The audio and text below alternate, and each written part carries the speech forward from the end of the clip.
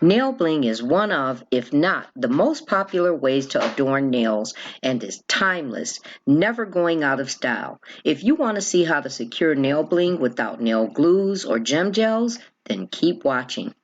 Hey nail tubers, what is up nailification squad?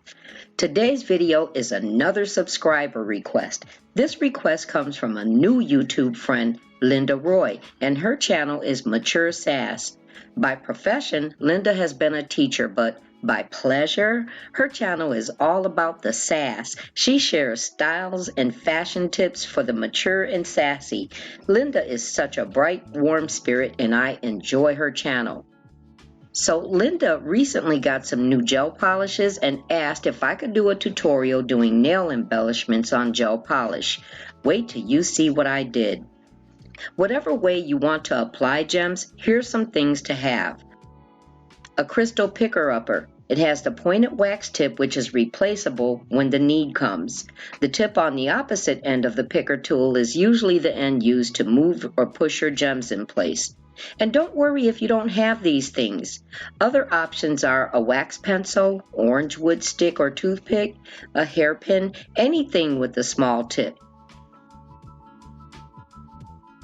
You can create stickiness for the bling on any one of these by dipping it into base coat and curing it.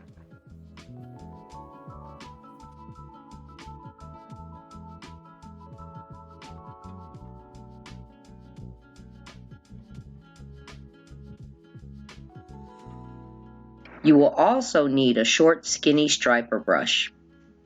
So first, let's talk about nail bling on enhancements.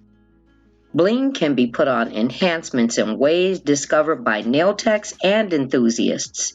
If you're new to learning nails, enhancements are going to be your acrylic, builder gel, poly gel, press-on nails. One of the most popular methods has been builder gel with no wipe top coat. Here are a couple of examples of builder gels I have, and you can see the viscosities of each. When using builder gel, the lighter or thinner consistencies are good for small stones. Then, companies have now started coming up with bling gels, gem gels.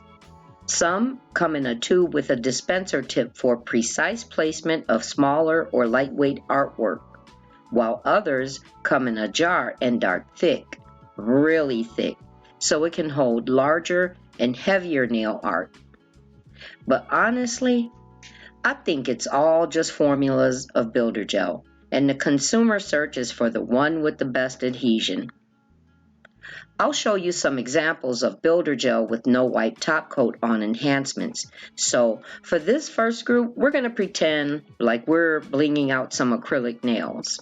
You're going to polish on a no wipe top coat, then add dots of builder gel where you plan to place each stone.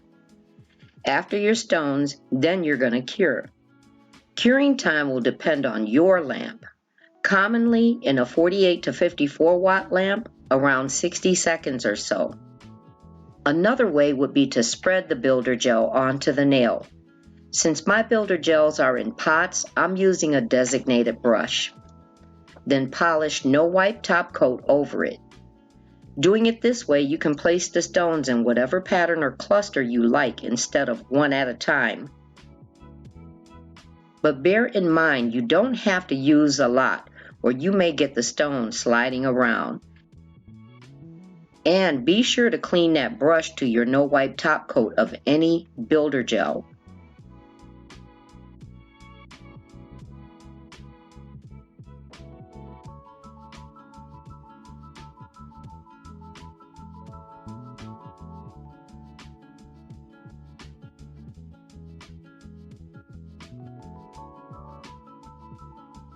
In this example, doing the cuticle arch, again, I laid no wipe top coat on the entire nail, then the builder gel for the small arc.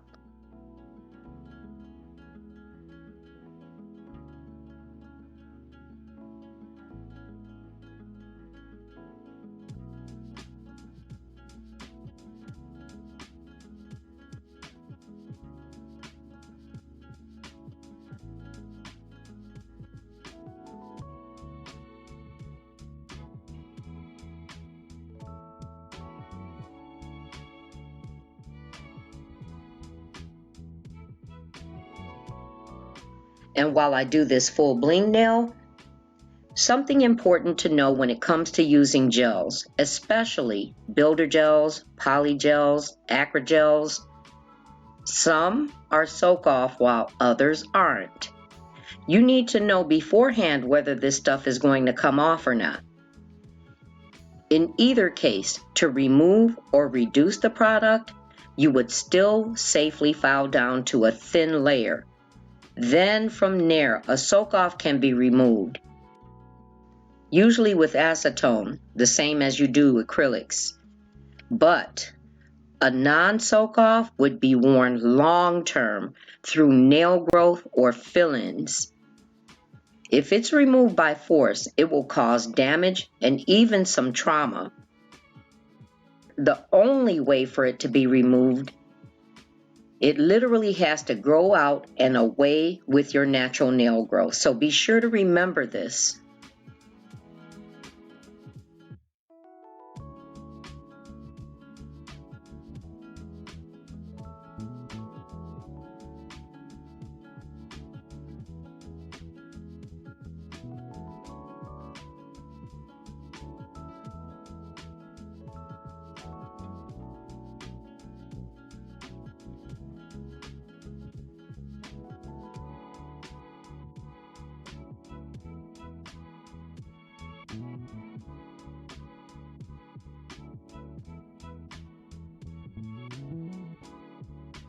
The skinny brush is used to seal the edges to prevent from losing stones or catching on to things.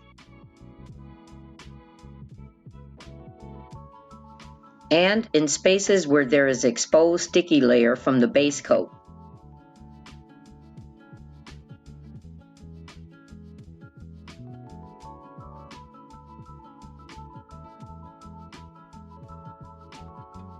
So those were some examples of using builder gel with no wipe gel top coat for nail bling. I didn't do the gem gel because it's not necessary to use it in combination with anything. I will say again, my technique may not be your technique, but for now, I really don't see too many other variations, with the exception of what I'm about to show you. And you know what? I'm so excited about this. So let's go back to Linda asking if I could do a tutorial of nail embellishments on gel polish. What I want you to keep in mind in this portion of the video is we are talking about gem or embellishments on natural nails with gel polish. So the key component here is natural nails, which is why I explained what I did about builder gels first.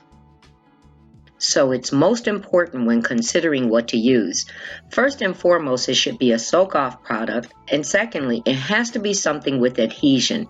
And I came up with regular gel base coat, guys. Yes, that's right. All you need is gel base coat. It has both of those characteristics, and I even tested it. Wait till you see. So here are some of the base coats that I have. For this video, I used the Macart Soak Off Gel Base Coat in the black bottle, but I will be using the others as well, so try the base coat that you have. When I thought about it, gel base coats have been used in apres dupe methods to adhere full coverage gel nails, so why not bling, right? Now, the reason that one bottle from Eaton's Rose stands separate from the others is because if you notice, it is a rubber gel base coat. A rubber gel base coat is going to be an even stronger hold. I can't speak for another brand, but I have worn this on my nails and it's definitely a soak off as well. So let me show you. I used the gel base coat the same as I did the builder gel. For this first nail, I polished only a portion on the top area and created a cluster. Then I added no wipe gel top coat to the remaining purple part of the nail out to the free edge. Then I cured it. For the second one, I tried it with a matte finish nail and used the skinny brush and laid gel base coat at the cuticle arc and placed my stones, then cured. And here is how they turned out. Y'all know I use purple on purpose, right? Purple love. And now for some rigorous testing.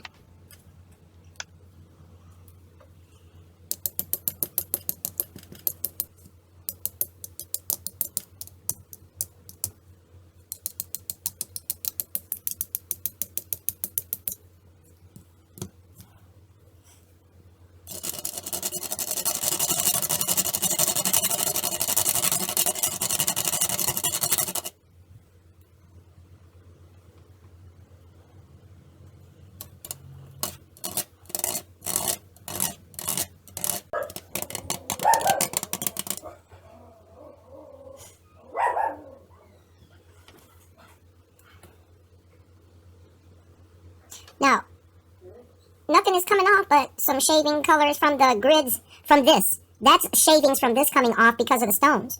The stones aren't coming off, but that's how strong this is holding.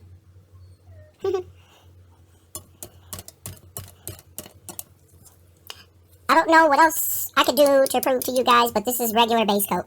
Regular, well, gel base coat, not regular base coat, but you guys get what I'm saying. Gel base coat. And let me try the matte color nail. What do you guys think will happen with this one? Because the adhesion on the matte may be different. I didn't put that many stones because I was really just trying to show what to do, you know, how careful you have to be if you're going to create a crescent line at the cuticle. So let's see, what can we do for these guys right here? I don't know who would be banging their hand and doing all of this with their nails done like this, you know?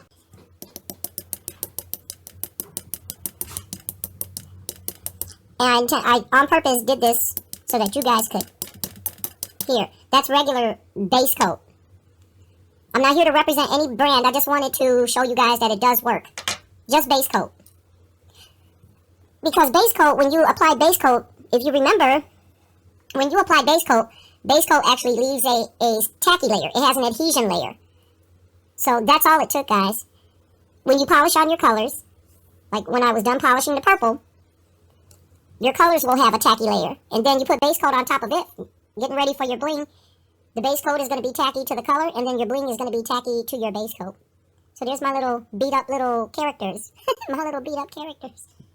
Now that we know this works, okay, so Linda, yeah, on your natural nails, I know you already have base coat, if I remember correctly. Oh, I know what it was she has the remover. So yeah, Linda, base, put your color on, you're going to do your polish. Right after your color, you're going to do your base coat. Okay, without curing, then add your bling. So now this is the other test that I have to do because she has to be able to remove what I usually do to remove bling. I do have nippers if I want to use them. I have professional nippers, but I ain't planning on destroying my professional nippers because I'm trying to take some bling off. Now if you have some though that you don't mind, they're old or whatever, yeah, but I usually keep a couple of these dollar store nippers around, and I use them up even once the blade goes back because it's still going to pinch bling off if you need to. And all you have to do is get in there and it'll come right off.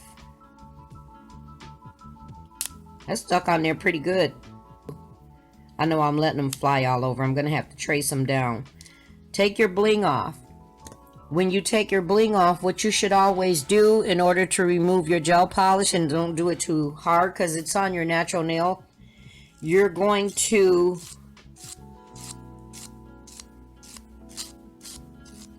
remove some of that polish. Remove that protective top coat. It just popped out of there because it's the practice hand. Now I got to find it. And then once you remove a little bit of the layers, and it's your natural nail, so you'll know when you're doing the most, if you're doing too much.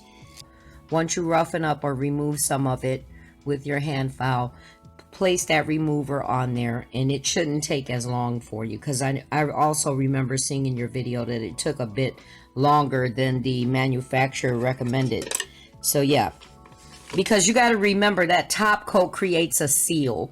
It creates a very strong seal, and you kind of have to break that down a little bit. Not too much to where it damages your personal nails. Okay, Linda?